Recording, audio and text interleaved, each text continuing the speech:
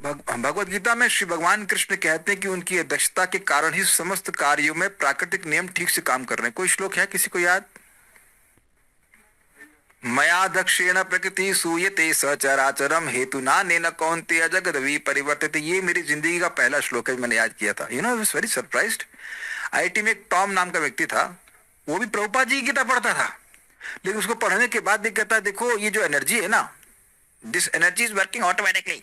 South Indian तो मैं कहा ये क्या है यार, ये बहुत, मैं सीनियर था, वैसे भी सीनियर से झगड़ा नहीं करते कभी, तो हम झगड़ा तो नहीं किए। हमने कहा कुछ उत्तर भी नहीं दे पाया। वृंदावन आया था और दिसंबर का महीना था, श्याम हरि प्रभु के साथ रुका था। जैसे ही गीता खोली, मया दक्षिण प्रकृति सूयते सचराचरम हेतुना न कौन्तेय जगत विपरिवर्तित। I can still remember that day.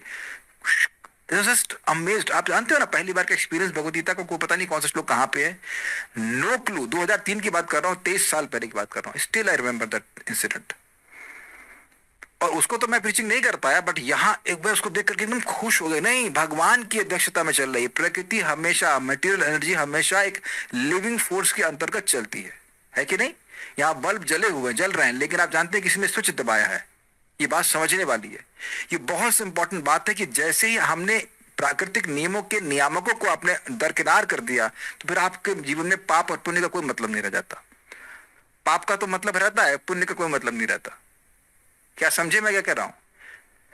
लोग पाप करने की प्रवृत्ति से युक्त हैं, अब कोई दंड देने वाला है ही नहीं, तो बस खत्म। पुण्य का लिए करना।